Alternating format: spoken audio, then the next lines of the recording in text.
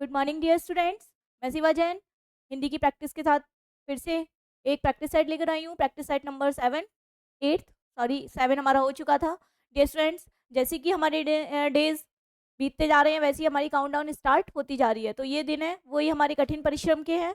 तो चलते हैं, क्वेश्चंस को सॉल्व करते हैं और देखते हैं कि हमारी तैयारी कितनी है ना। अब यही दिन है, अपनी तैयारी को और मजबूत कीजिए, पक्की कीजिए, स्ट्रॉन्ग कीजिए और एक सीट अपनी पक्की कीजिए, क्योंकि यही दिन हमारे सपने पूरा करने के दिन है। चलते हैं क्वेश्चंस की तरफ। क्वेश्चन नंबर फर्स्ट, हिंदी शब्द मूलतः किस भाषा का है? डियर स्टूडेंट्स, अगर हम हिंदी की बात करें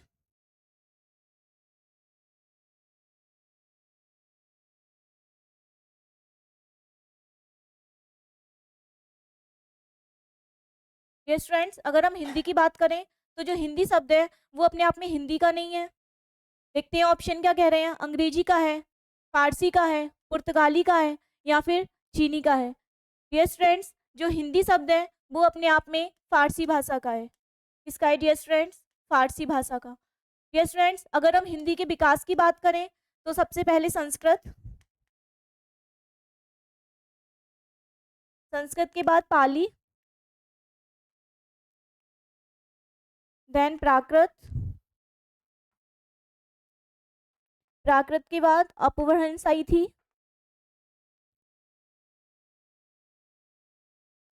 अपभ्रंश के बाद अगर हम बात करें तो अवहट्ट आई थी और अवहट्ट से निकली है हमारी हिंदी। डियर स्टूडेंट्स, ये है हिंदी भाषा का विकास क्रम।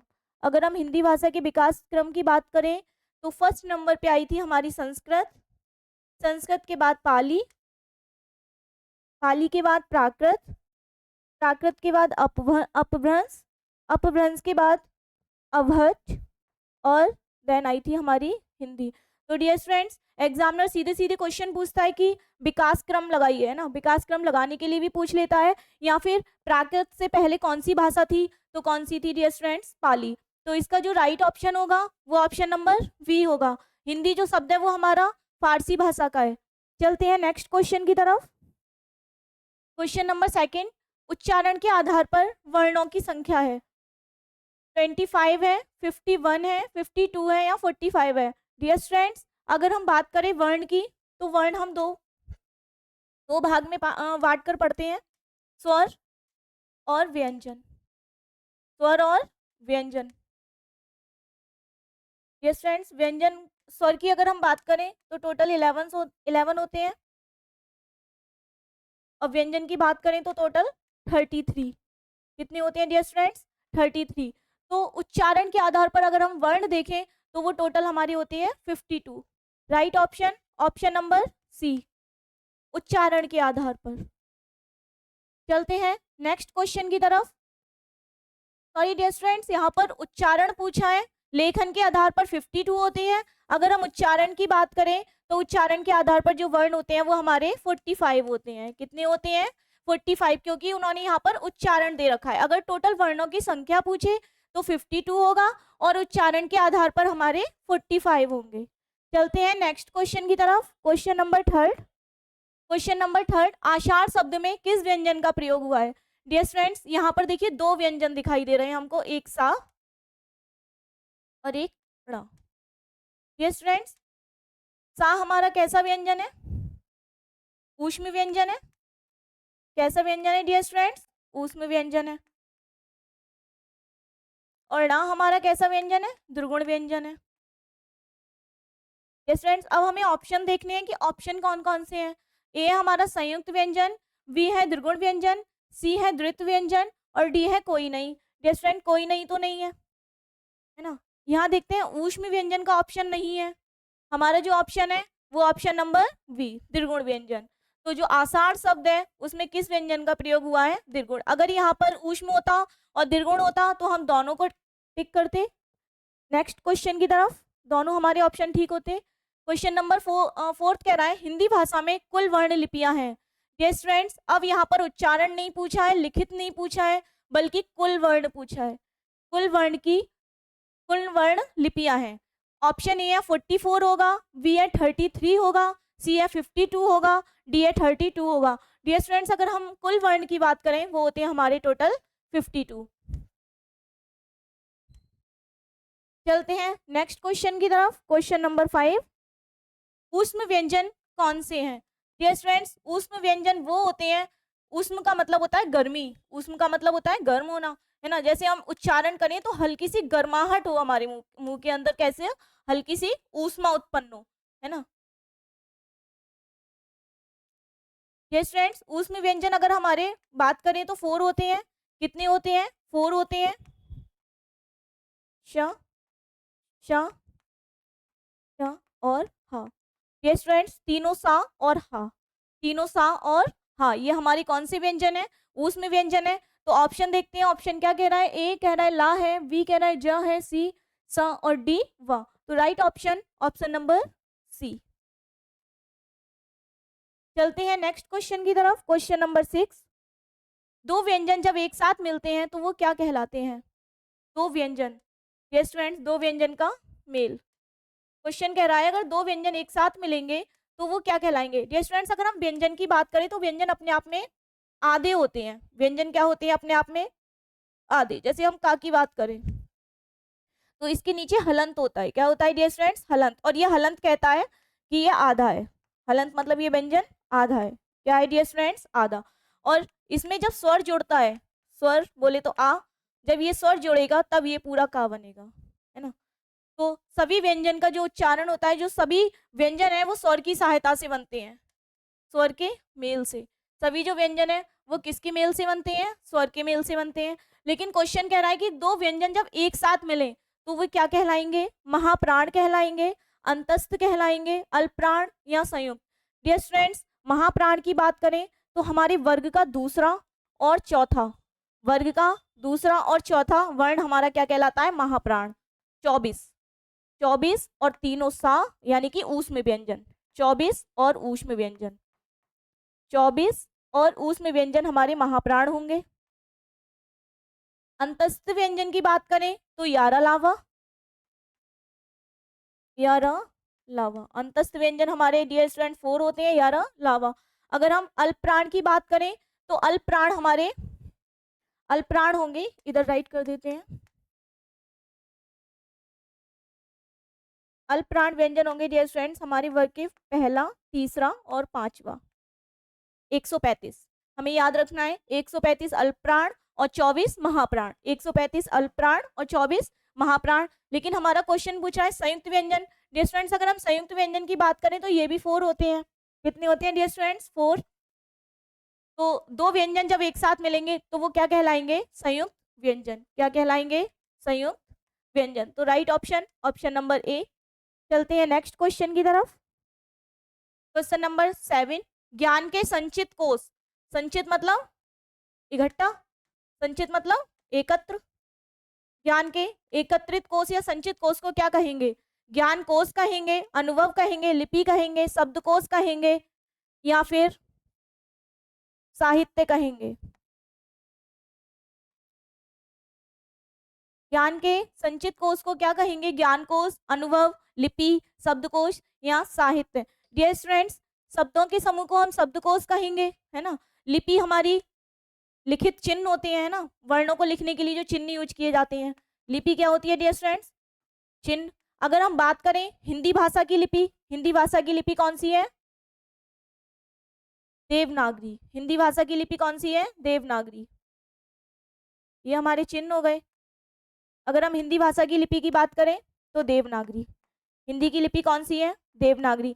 डियर स्टूडेंट्स, आप मुझे कमेंट बॉक्स में कमेंट करके बताएंगे कि हमारे संविधान में किस अनुच्छेद में हिंदी की लिपि देवनागरी बताई गई है। तो हिंदी की लिपि कौन सी है? देवनागरी।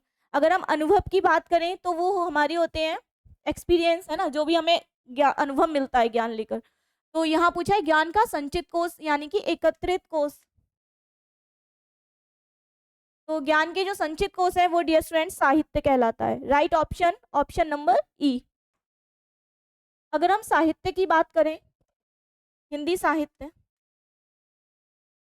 ये स्टूडेंट्स ये दो भाग में बटा होता है, गद और पद। किसमें बटा होता है डियर स्टूडेंट्स? गद और पद।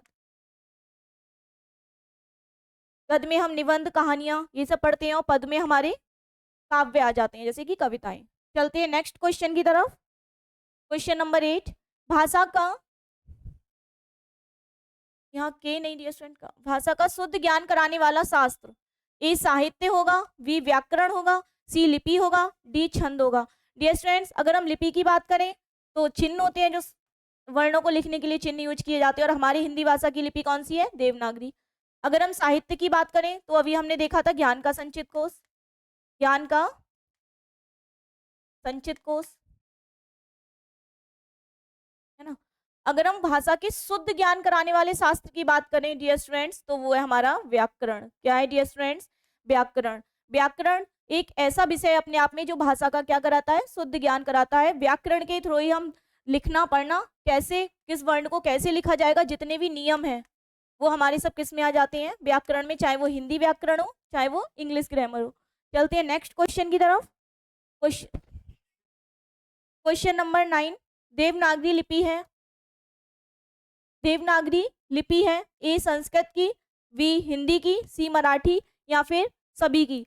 डियर स्टूडेंट्स, अगर हम देवनागरी लिपि की बात करें तो देवनागरी लिपि हमारी हिंदी भाषा की है, और अगर हम नेपाली, मराठी इन सब की बात करें, नेपाली और मराठी, तो इन सब की भी लिपि हमारी कौन सी है? देवनागरी। कौन सी है डियर स्टूडेंट्स? देवनागरी। तो हिंदी भाषा की लिपि कौन सी हो गई? देवनागरी। डियर स्टूडेंट्स, संस्कृत और मराठी की भी लिपि हमारी देवनागरी है, तो इसका राइट ऑप्शन होगा ऑप्शन नंबर सी, क्योंकि मराठी, संस्कृत, हिंदी इन सभी की लिपि हमारी कौन सी है? देवनागरी। अगर हम पंजाबी की बात करें तो पंजाबी की जो लिपि है वो होती है गुरुमुखी। पंजाबी की लिपि गुरुमुखी। चलते हैं नेक्स्ट क्वेश्चन की तरफ। Question number 9, 10। क्वेश्चन नंबर 10 कह रहा है अंतरराष्ट्रीय मातृभाषा दिवस मनाया जाता है 10 जनवरी, 14 सितंबर, 21 फरवरी, या कोई नहीं। डियर स्टूडेंट्स, अगर हम 14 सितंबर की बात करें तो हमारा हिंदी दिवस, 14 सितंबर को हिंदी दिवस। 10 जनवरी को विश्व हिंदी दिवस, 10 जनवरी को विश्व हिंदी दिवस।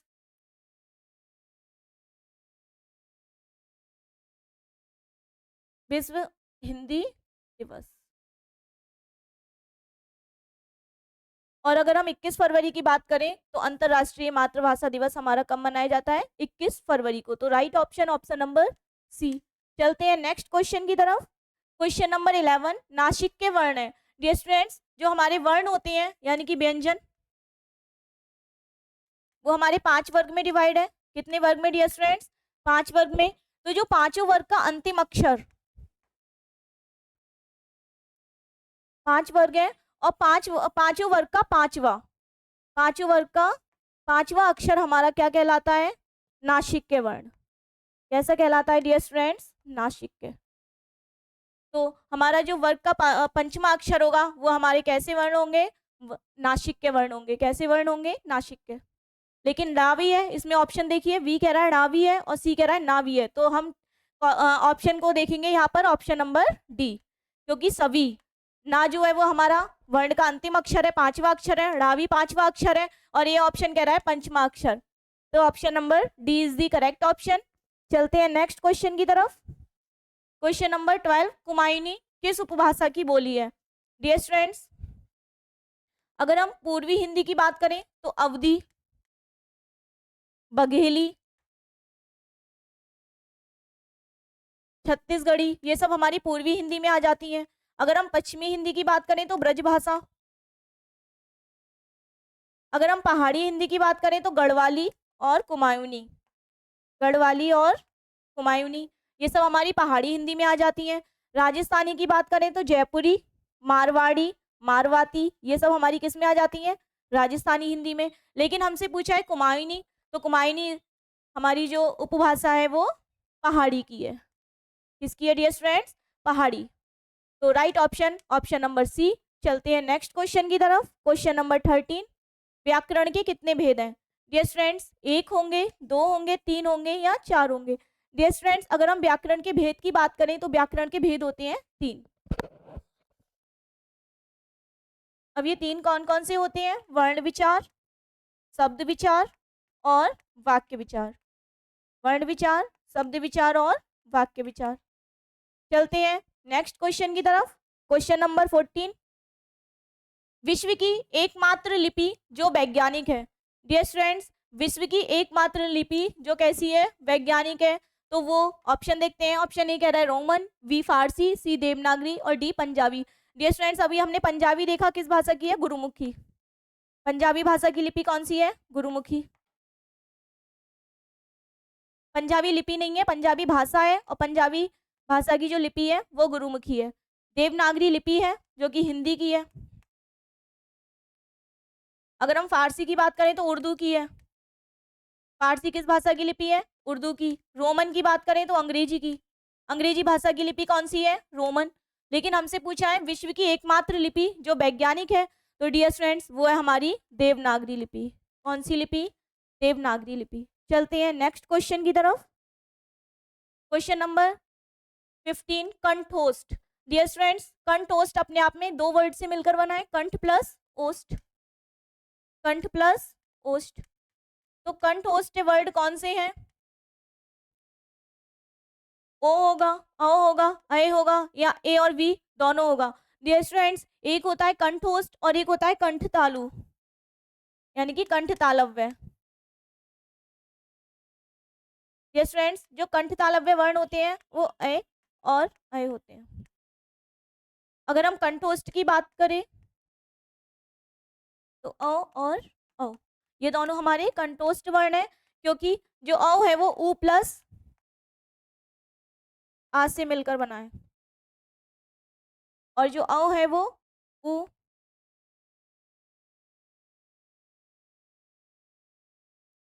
ओ प्लस आ से मिलकर बना है। यस फ्रेंड्स, आ हमारा कंठ वर्ण है, आ हमारा कैसा वर्ण है, कंठ वर्ण है, और उ कैसा वर्ण है, ओष्ठ।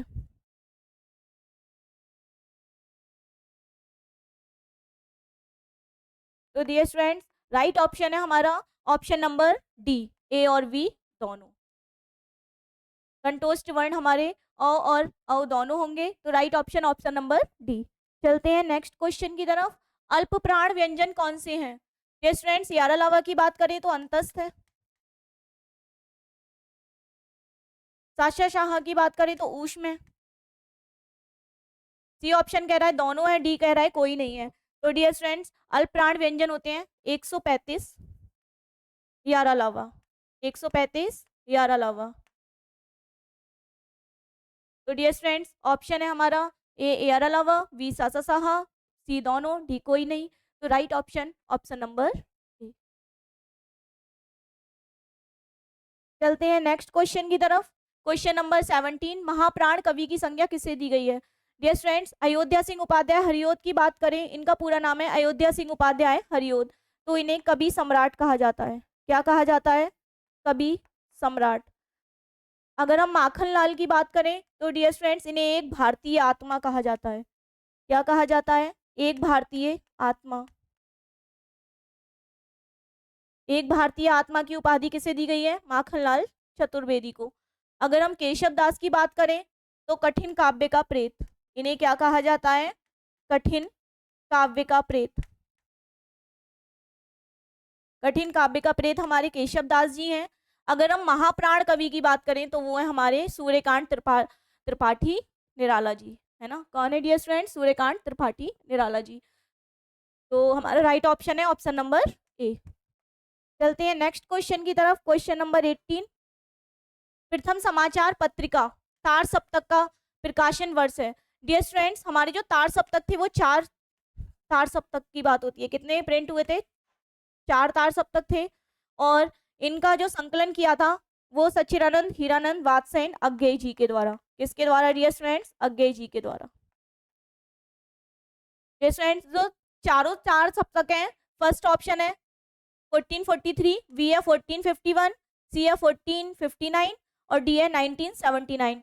डियर स्टूडेंट्स, 1443 की बात करें तो इस वर्ष हमारा फर्स्ट हुआ था, इस वर्ष हमारा सेकंड हुआ था, और 1459 में थर्ड हुआ था, और 1979 में हमारा फोर्थ हुआ था। तो डियर स्टूडेंट्स, पूछा है हमारा प्रथम समाचार पत्रिका नहीं डियर स्टूडेंट, डायरेक्ट तार सप्तक देखिएगा। तार सप्तक जो है हमारा फर्स्ट, वो 1443 में हुआ था। तो चलते हैं नेक्स्ट क्वेश्चन की तरफ। क्वेश्चन नंबर 19, फूल नहीं रंग बोलते हैं। फूल नहीं रंग बोलते हैं, ये किसकी रचना है? सुमित्रानंदन पंत जी की है, जयशंकर प्रसाद जी की है, निराला जी की है, या फिर केदारनाथ जी की है? यस फ्रेंड्स, इनकी पंत जी की बात करें तो इनकी रश्मि, ग्रंथि, रश्मि, ग्रंथि, ये सब रचनाएं किसकी हैं? हमारे पंत जी की। किसकी रचनाएं डियर फ्रेंड्स? पंत जी की। जयशंकर प्रसाद की बात करें तो आंसू, लहर, कामायनी, ये सब हमारे जयशंकर प्रसाद जी की हैं। सूर्यकांत त्रिपाठी निराला जी की बात करें तो राम की शक्ति पूजा,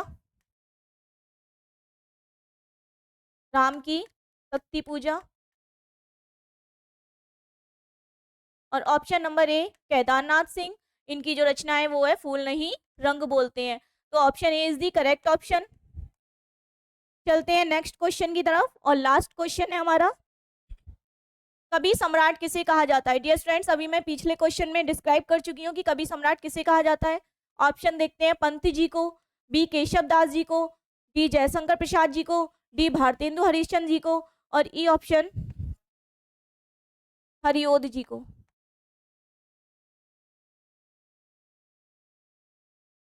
यस फ्रेंड्स, हरिओद जी का पूरा नाम है अयोध्या सिंह उपाध्याय हरिओद जी। तो कवि सम्राट कहा जाता है हमारे अयोध्या सिंह उपाध्याय हरिओद जी को। तो डियर फ्रेंड्स, हमने 20 क्वेश्चंस देखे, उनका डिस्क्राइब किया। आशा करती हूँ आपको सभी क्वेश्चन समझ आए होंगे। अगर कोई क्वेश्चन में आपको कंफ्यूजन है या फिर कोई डाउट है तो वो आप कमेंट बॉक्स में कमेंट करके पूछ सकते हैं। और आशा करती हूँ आपकी तैयारी अच्छी चल रही होगी। So all the best, thank you for watching.